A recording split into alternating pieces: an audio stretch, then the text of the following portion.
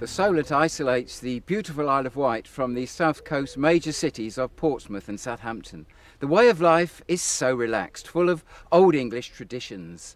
This community spirit has unearthed so many unique characters. Several have become my friends and priceless island gems.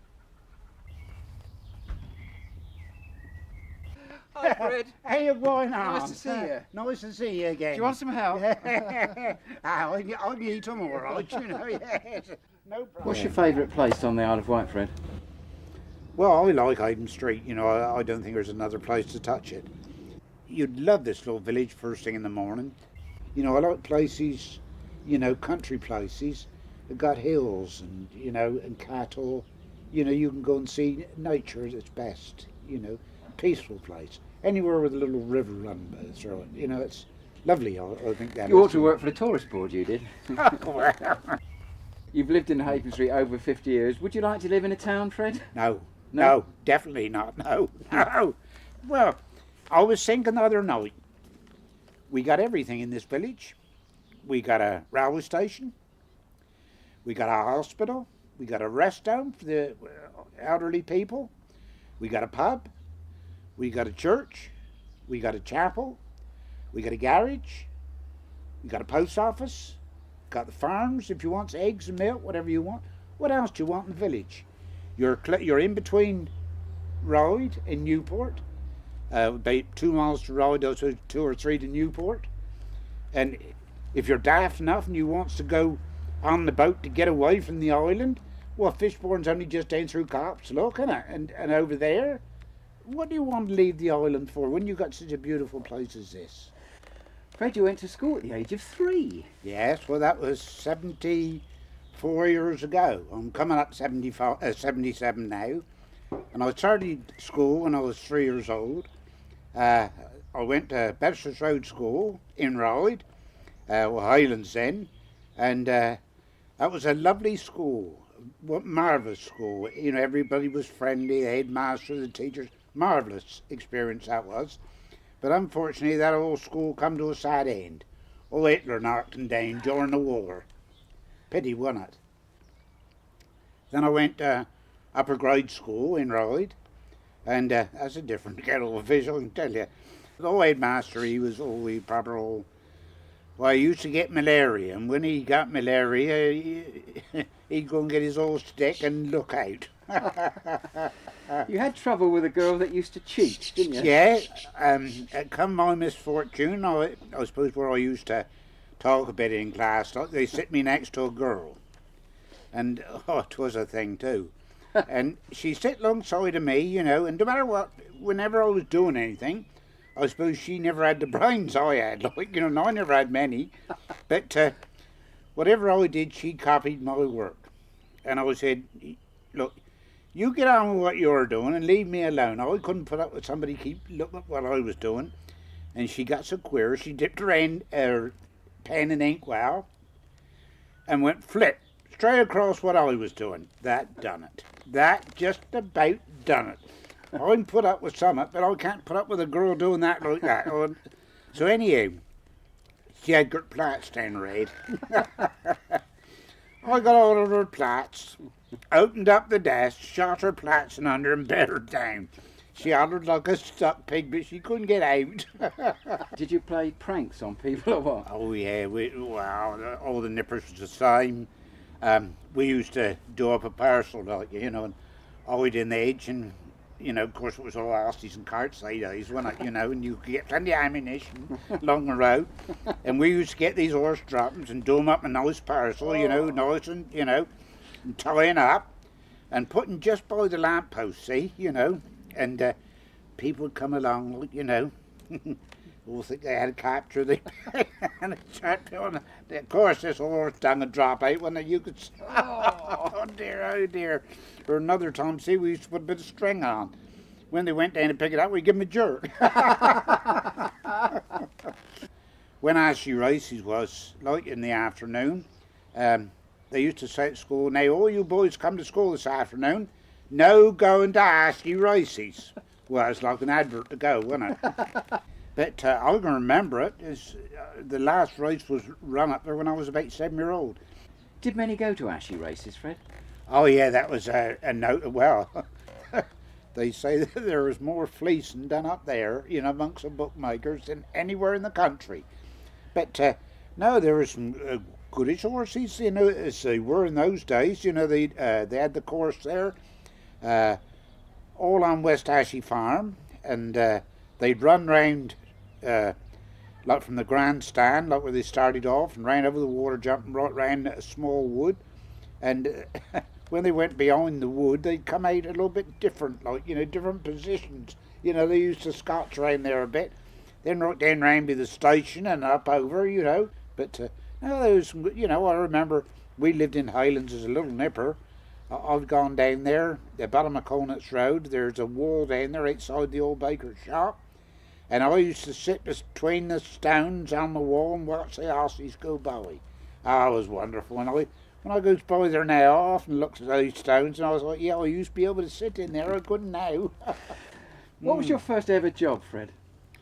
When I left school when I was 14. Come Christmas, that was the end of the term and I was allowed to leave. And January the 4th, I started work. And I worked at Poaching Farm, that's just on near Fishbourne Corner, where you go down to the ferry, the farm up above that. I started there, and I had to ride a bike, and that was 3 miles I had to ride a bike. And I started 7 o'clock in the morning, and I had 8 and threepence a week, and threepence out in the hour overtime. Because those days you had to work 48 hours in the winter, and 51 in the summer. That was laid down, that was the agreed rate. Any chicken on that farm, were there? Chicken. That was the first job. That was what I went there for, to look after these looking chicken. Oh dear, the things all stunk. Fleas, you never see anything like it, John. No matter when you went to the house, you was covered in fleas. And you had to clean the blooming things out and whitewash the fowls' houses out and one thing and another. I didn't like that at all. And ever since after that, I was never keen to keep a chicken after that. Chicken was right out of my domain. I didn't want too much of that. Did you sort of start ploughing about that time, Fred? Yes, that was, well, it all happened in the first year, really. That was before the war started, but they had the crisis and they was going to build a boat or two down cows they wanted for the wars and whatever but come. And of course a lot of people went for extra money and that. It was good money they was getting down cows, and this chap left.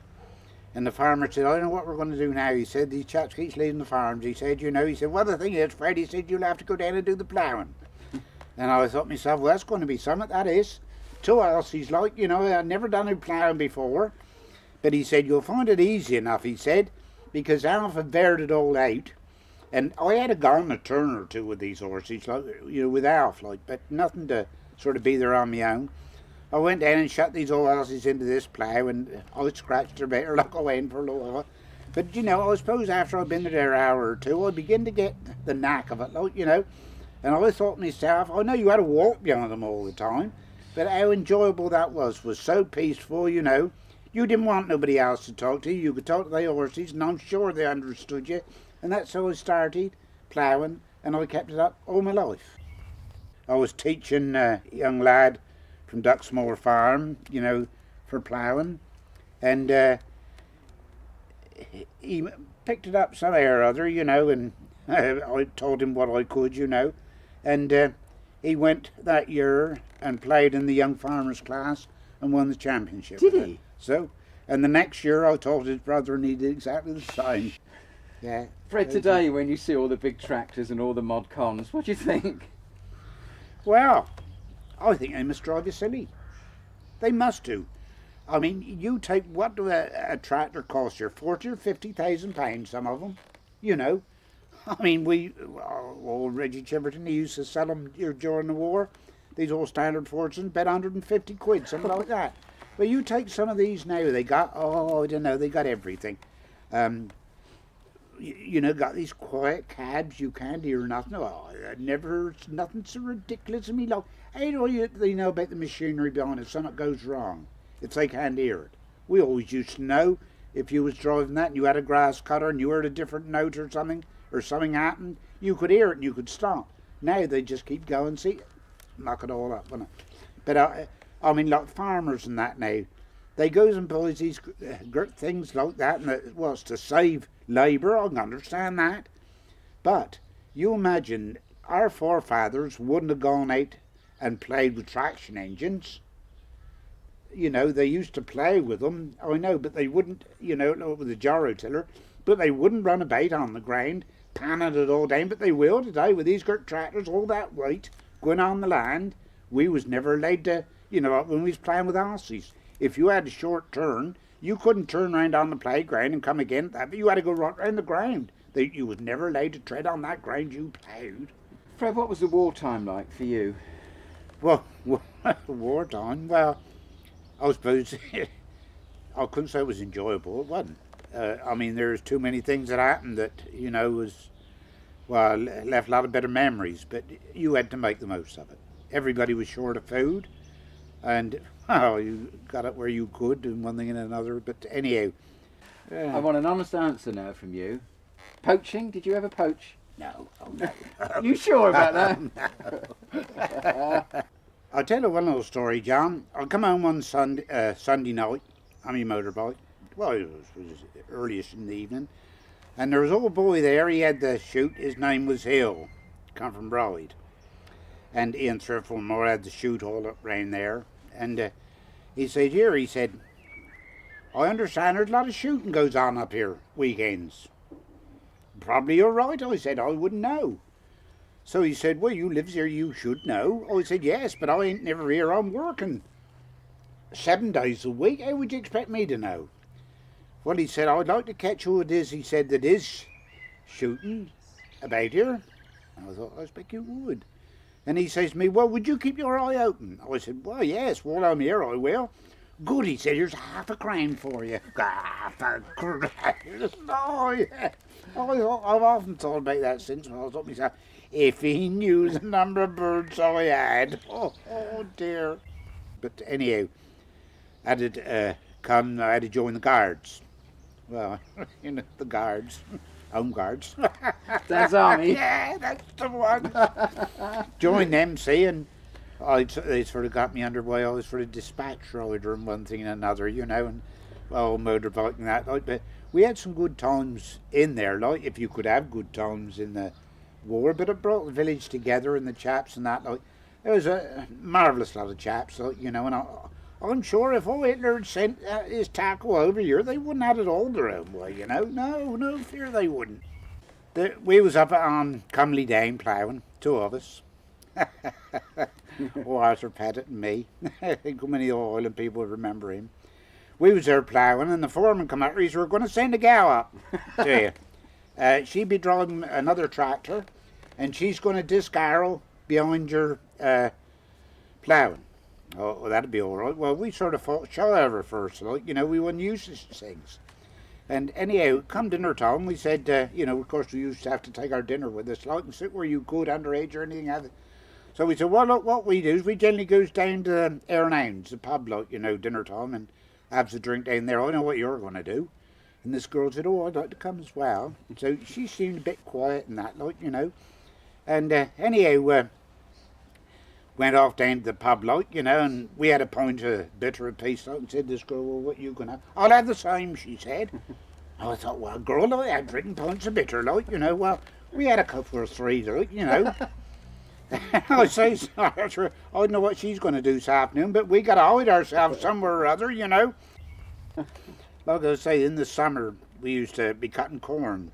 If you was lucky enough, you had a gal come with you to ride the binder, because you had to adjust all platform and all such capers as that behind the binder, cutting the corn. And you used to go around this, keep going around, of course the corn got smaller, and then when you got towards the middle, the rabbits started to bolt. Well, of course, you could run after these girls. Oh, you've never seen anything like it. They'd run, you know, after these rabbits and ate over hills, you know. And, well, that was good fun, you know, because the rabbit, see, when he come out of that corn, he could run in the corn, you know, between the stalks of corn. But where you'd cut it outside, it was sharp. And, of course, that pricked their bellies. They couldn't run. And you could catch them no trouble at all. Like, I bet you got money for those rabbits. Oh yeah. I believe there was about 7p or something each, like, you know. Were they? Oh yeah, we was on a fortune if you could catch enough. But I'll tell you one story. You're talking about land girls. This happened down Crocker's farm, down near cows. We was there threshing. Me and another chap took a thresher there, and we was in the barn threshing, and the barn was divided up like you could pull the machine, the thresher, into the centre, and each side was loaded up with corn, and up to about 6 foot was built up with railway sleevers to stop the corn falling out or anything. We was in there threshing. Well, of course, when you get down the bottom, there was these land girls. I expect there was about 6 of them. Putting the corn up to us like the thresh, and then the rats started to go. Oh. I tell you what, I looked down, I was feeding the drum, I looked down and see these girls. They rats and it was never ever safe to get in there with them. Do you know they was sticking these rats, they had them dangling on the end of their prongs, Well, what chance would Will Hitler have if he'd have come here with his lot with a gang like that at the beginning? Yeah. Did you ever see prisoners of war, Fred? Oh yeah. Remember, I was taking them. I used to drive them to work. You had to go and pick them up with a lorry and take them round to drop 2 off of the farm here and 2 off of the farm there, and well, that was it. I remember one night, one of the other drivers, his lorry broke down, and I was taking the girls back. When I got to the depot at Sandown, they said, would I go out to Thorley and do the prisoner of war run, because one of the chaps, his lorry broke down and I had to get there as well. Well, of course, it was late time I got out there. When I got out there, these prisoners, they weren't very, they was a bit upset. Yeah. And, Ernest Hill was the farmer, and good job he was there. And I got there, and they didn't want to get up in the lorry.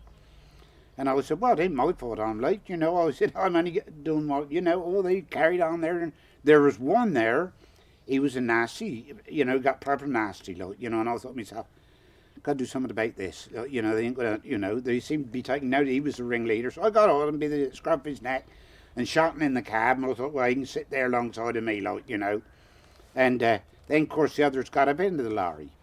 And anyhow, I had a start man, and I had him down alongside the driving seat, and I sort of picked him up and sort of looked at this chap, and I thought, you start knocking about, you're going to get this. I was putting down again. Anyhow, got back, and he reported me, and I had to go and see the executive officer. He said, we've had a report that you've been mishandling prisoners of war. And I thought to myself, well, what a bloody cheek. Well, it was, wasn't it? Of course it was, I mean, I was only doing my best. Protecting yourself. Yeah, Fred. and I told him exactly what happened. And he wouldn't take my word for it. He would sooner take theirs. And anyhow, I said, well, you get in with touch with Ernest Hill. Well, he was a member of the war committee. And of course, he told him exactly what happened. Of course, they had to apologise then, didn't they? Fred, we're in Hayden Street. There's a lovely war memorial right at the top of the village. Ah, yeah, that's a marvellous place. Well, Hayden Street one time used to belong to the Fleming estate. It was a big estate. They had it all down round Puckhouse, where I worked when I left school, and right up round Aaronhounds, right down through Heisley and Rowlands Lane, right down through in Wootton, and covered a lot. And the old squire, he used to have a summer house and that, down at Puckhouse, a big old place that caught fire. And he also kennelled his hounds down there. He was a master of foxhounds. And, when the 1418 war came, they lost a son. And he thought it was right and proper that they would build a war memorial to the men that fell in the 1418 war. And they wanted it so that they could see it from Puckhouse. So they built it on the high ground at Coppydall Farm.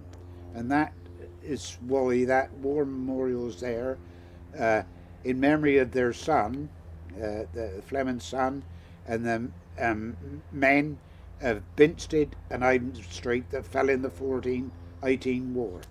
And it's marvellous to go up there. You can go up the top of there, you can see for miles all round. Marvellous place it is, I've been there ever since I can remember. I remember as a little boy, looking towards Hayden Street from Highlands, you know, and this war memorial's on the shrine. I expect people have gone by and they don't know what it is.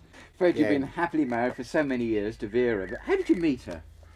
Well, like I said, I lived next door. We were neighbours, more or less, like, you know. And I sort of noticed her about, like, you know, I thought, well, she don't look too bad. We got married, you know. Well, we had a wonderful wedding, like, you know. Went down to Bournemouth on our honeymoon and that, like, you know. And I've always said, like, you know, I never was sort of a religious sort of bloke, but I always believed in angels, John, because I married one. Lovely. Here comes my pride and joy. Hello, love. All right. Yeah. Hello, John. I just thought I'd bring you these trophies that Fred won. Oh, thank you. Okay? What about that one, Fred? That one, that is, it's a bit special to me, that is. But that is a Ferguson tractor.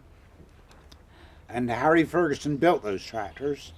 And he died, and his daughter lives on the island. And it sort of come about that I'd done 50 years continual ploughing. She bought this for me and presented it to me in memory of her father, Harry Ferguson. I think a lot of that. You know, it's typical what, you know, the dog look, you know, and the old can of oil, you know, what you fills up with fuel, and the cat look sat upon the seat. You know, it is nice, isn't it? Beautiful. Yeah, yeah. Fred, a lot of your life's been sheep shearing. Over 30 years, I think. Yeah, about 35 years, I suppose. I was a shearing contractor, travelled all over the island, you know, and met a lot of people, you know, the old, you know, I mean, most of the ones that I was shore for now are more or less gone, but their sons and that are still carrying on. We used to get, the schools used to come out, watch us shearing, and that was a bit of their education. And I was shearing this old sheep, like, you know, and these two teachers were stood just in front of me, and I heard one say to the other one, "God, look at that," they said. "They gives your neck a twist, cocks your leg up behind your ear, and what chance you got?" Yeah, well, there. That one is the sheep when we had them taken in the snow. That was, a few years ago now, but those lambs were born, and then we had the snow after. Yeah, that was taken just down by the station here. Fred, for me, life on the farm, harvest has always been rather special.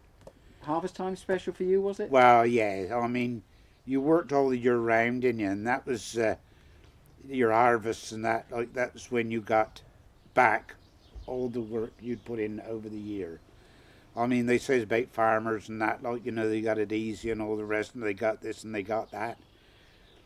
But nobody control farming. That's done by the weather. He up top there, he controls that, don't he? The government can do what they like, but they can't bring rain when it's wanted. They can't control farming at all. They tries and mucks it up, don't they? What about today's life then? Computers and all modern technology. Are you up with it, Fred? Well, if I had a job with a computer, I'd want a half-underwood Astros to go with it. I couldn't put up with that. No, that'd drive me, well, round the bend. No. No, I've lived my life and I've been lucky. I haven't had any illnesses, well, not until recently. Like, I had a day or two under the weather, but all my life I've been pretty good and so very, you know. We've been blessed all our lives. We knows it. You know, we've been very, very lucky. I wouldn't want, no, I can't see no future now. We've had our life, we've enjoyed it. I can't think of anything else I'd rather do. No. Looking back on a fantastic life, would you do anything different? No. Nothing at all? No, I don't think so. No, I don't think I would. Like somebody said the other day, what would you have done if you'd have won the lottery? Well, it would be all right, I suppose. But I says it's like this. All the time you ain't won a lottery, you could plan out what you was going to do with it if you won it. But if you won it, all your hopes would be gone, wouldn't it? You wouldn't be able to enjoy that then.